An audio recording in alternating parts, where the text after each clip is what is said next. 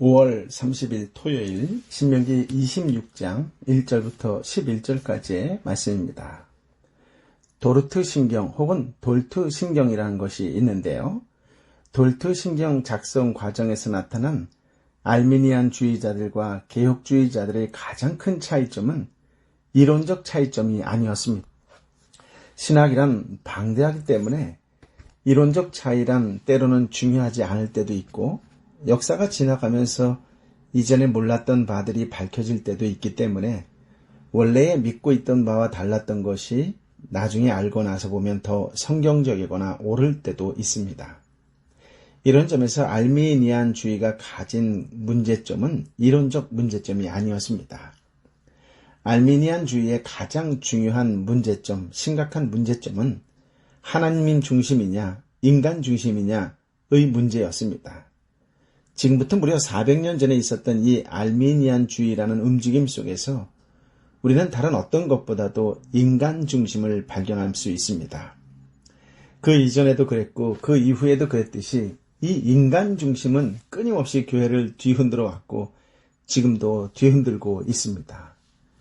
절대적 하나님의 주권을 강조하던 개혁주의 교회들 가운데에서 알미니우스는 사람이 전적으로 모두 타락하지 않은 것처럼 가르침으로 참된 선의 요소가 마치 인간 본성 속에 여전히 있는 것처럼 주장했습니다. 이런 생각은 보편적인 인간들에게는 즐거운 것이었지요. 자기 안에 썩은 것, 부패한 것만 가득하다고 배우던 것에서 아니다, 인간은 완전히 타락하지 않았다라는 소리를 듣는 것은 얼마나 즐거운 일입니까? 그래서 많은 사람들이 알미니우스의 주장을 따랐습니다. 그리고 알미니우스는 비록 하나님께서 선택하신다고 할지라도 사람이 그것을 거절할 수 있다고 함으로써 인간 중심의 깃발을 높이 휘날렸습니다. 하나님의 뜻에 반동할 수 있는 인간이란 참으로 매력적인 개념이지요. 또한 알미니우스는 그리스도의 피가 자기 백성들에게만 주어진 것이 아니라 모든 사람에게 다 뿌려졌다라고 가르침으로써 결국은 그리스도의 피가 어떤 사람에게는 효력이 있고 어떤 사람에게는 효력이 없는 것이 되도록 만들어버렸습니다.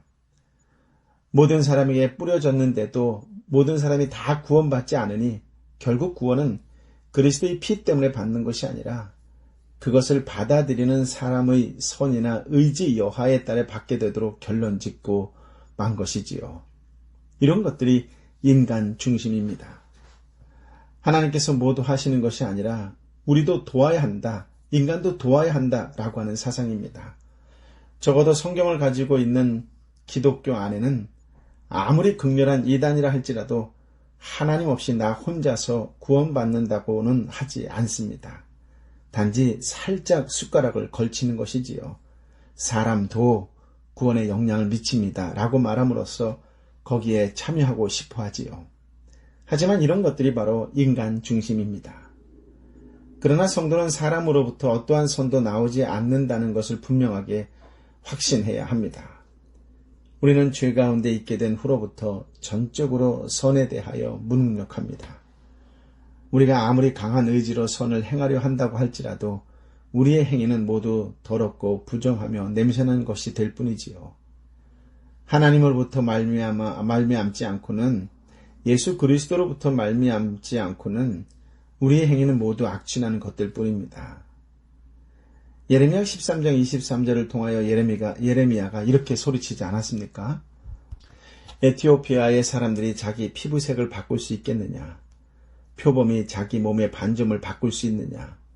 그렇다면 악한 짓에 익숙한 너희도 선을 행할 수 있을 것이다. 인간은 흑인의 피부가 하얘지지 않는 것처럼 표범의 반점이 없어지지 않는 것처럼 뚜렷하게 죄를 향한 강한 지향성을 가지고 있습니다. 그러므로 우리는 모든 선이 오로지 하나님으로부터만 나온다라고 고백해야 합니다. 우리는 선에 대하여 죽은 자이므로 우리는 하나님에 대하여 죽은 자이므로 우리는 스스로는 결코 선을 행할 수 없습니다. 우리 스스로의 방법으로는 절대로 하나님께 나아갈 수 없습니다. 오로지 하나님 편에서만 우리를 구원하실 수 있고 하나님 편에서만 우리에게 선을 행하게 하실 수 있고 하나님 편에서만 우리를 향하여 손을 내미실 수 있습니다. 우리는 전적으로 무능력합니다.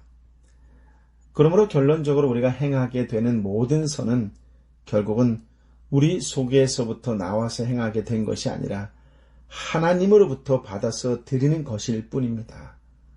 우리 스스로 선에 대하여 무능력하고 선을 행할 수 있는 분은 하나님 뿐이십니다. 즉 우리 하나님께서 우리 속에서 행하셨던 일을 가지고 우리가 반사함으로써 따라 선을 행하는 것일 뿐이라는 것이지요. 오늘 말씀에는 첫 번째 산물을 드리는 이스라엘이 나옵니다. 이스라엘 백성이 가나안 땅에 들어가게 되었을 때 그 땅에서 처음 거둔 것을 하나님께 가져가는 것이지요. 1절부터 4절까지의 말씀입니다. 함께 읽어볼까요? 너희 하나님 여호와께서 너에게 기업으로 주시는 그 땅에 너가 들어가 차지하고 거기에 정착할 때 너가 너희 하나님 여호와께서 주시는 그 땅의 흙에서 수확한 모든 것들 가운데 처음 난 열매들을 얼마를 가져다가 바구니에 넣어라. 그리고 너희 하나님 여호와께서 그분의 이름을 두시려고 선택하신 그곳으로 가서 너는 그 당시에 있을 제사장에게 말하여라. 여호와께서 우리에게 주겠다고 우리 조상들에게 맹세하신 그 땅에 내가 들어오게 됐음을 내가 오늘 당신의 하나님 여호와께 고합니다. 제사장이 너의 손에 있던 바구니를 가져다가 너의 하나님 여호와의 제단 앞에 놓으면 광야를 살면서 농사를 짓지 않고 하늘에서부터 내리는 만나만을 먹고 살았던 이스라엘이 자신의 손으로 농사를 지은 것의 수확물의 첫 번째 것을 하나님 앞에 가지고 가는 것은 대단히 중요한 의미가 있습니다. 3절에 이 수확물을 가지고 간 사람들은 놀라운 크게 고백을 하지요.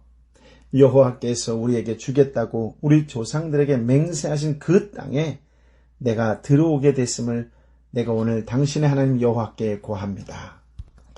가나안 땅에 들어간 직후뿐만 아니라 아주 오랜 시간이 흐른 뒤에도 첫 번째 곡식을 거두는 이스라엘 백성들은 늘 이렇게 말하는 것입니다. 하나님께서 우리 조상들에게 맹세하신 그 땅에 우리가 들어오게 됐습니다.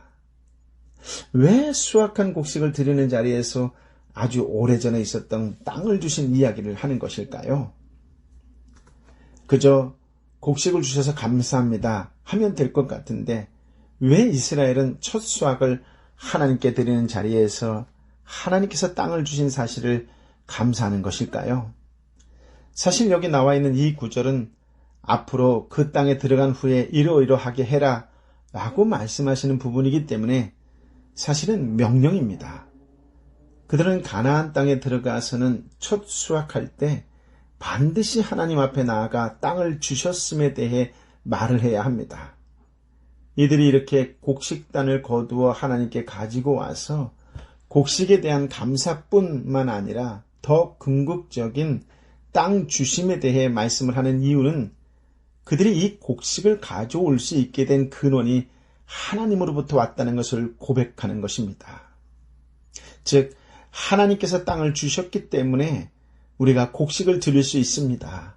하나님께서는 과연 우리에게 이 땅을 주셨습니다. 하나님, 바로 이 땅에서 난 이 곡식을 받으시옵소서. 그러므로 우리는 첫 수확물을 거두어 하나님께 드리는 이스라엘에게서 사실은 하나님께 받은 것을 하나님께 드린다라는 개념이 나타난다는 것을 알 수 있습니다. 하나님께 받았으므로 하나님께 들을 수 있다. 하나님께서 주셨기 때문에 내가 지금 가질 수 있다. 이것이 바로 가나안 땅에 들어가 사는 자의 참된 의무, 즉 하나님 나라 백성이 가져야 할 참다운 자세입니다. 하나님의 백성은 모든 복과 기쁨이 나에게서 나오지 않는다는 것을 고백하는 자입니다. 하나님 나라의 백성이란 내가 땀 흘리고 내가 농사를 지어서 거둬들인 수확물이지만 이것의 가장 첫 번째 수확을 들고 이스라엘은 성전을 향하여 가서는 하나님께서 땅을 주셨으므로 내가 곡식을 수확할 수 있었습니다 라고 말하면서 나 때문에가 아니라 하나님 때문에 라고 말하는 사람입니다. 여러분은 어떻습니까? 참으로 여러분이 가진 그 유복한 것들이 모두 참으로 하나님께로부터 온 것입니다 라고 고백하면서 살고 있습니까?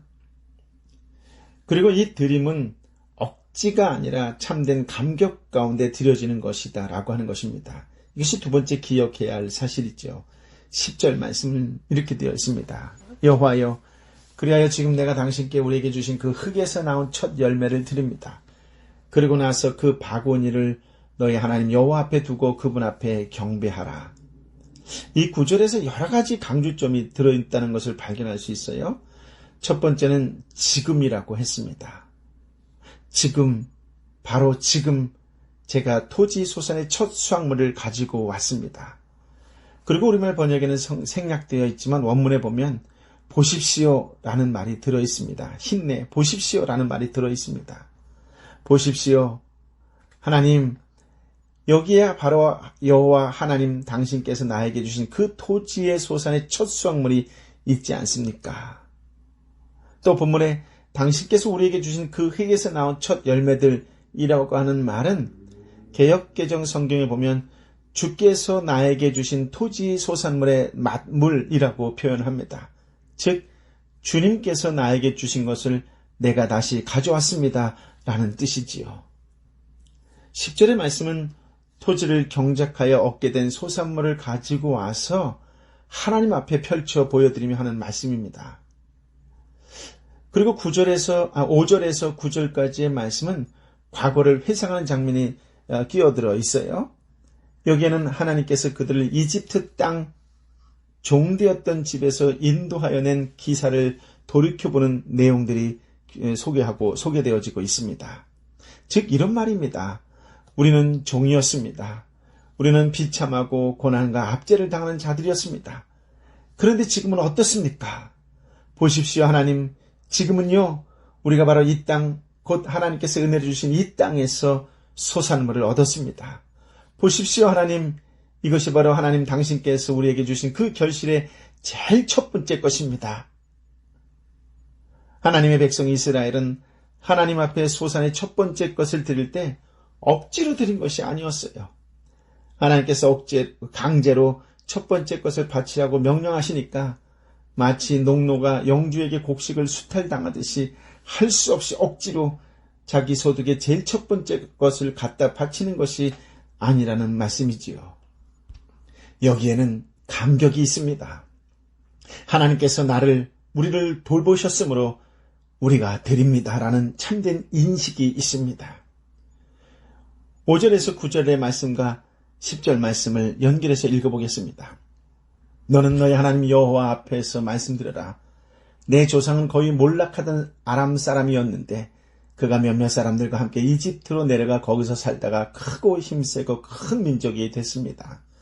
그러나 이집트 사람들이 우리를 학대하고 고된 일을 시키며 우리에게 고통을 주었습니다. 그래서 우리는 우리 조상들의 하나님 여호와께 부르짖었고 여호와께서 우리 소리를 들으셔서 우리의 비참함과 고난과 압제당하는 것을 보셨습니다. 그리고 여호와께서 강력한 손과 쭉 뻗친 팔과 큰 공포와 이적과 기사로 우리를 이집트에서 이끌어내셨습니다. 그분은 우리를 이곳까지 이끌어 주셨고 이 땅 곧 젖과 흐르는 땅을 우리에게 주셨습니다. 여호와여, 그리하여 지금 내가 당신에게 우리에게 주신 그 흙에서 나온 첫 열매를 드립니다. 그리고 나서 그 바구니를 너희 하나님 여호와 앞에 두고 그분 앞에 경배하라. 하나님, 우리는 이집트에서 학대받던 자들이었습니다.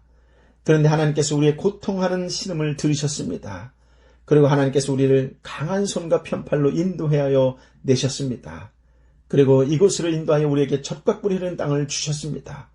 그러고 나서 10절 말씀을 연결해서 보세요. 여호와여 보소서, 지금은 제가 주께서 주신 토지 소산의 첫 번째 것을 가져왔습니다. 구원하신 하나님께 전심으로 경배합니다. 예배를 드립니다. 라고 하는 장면이에요. 얼마나 감격이 넘치는 장면이요 예배입니까?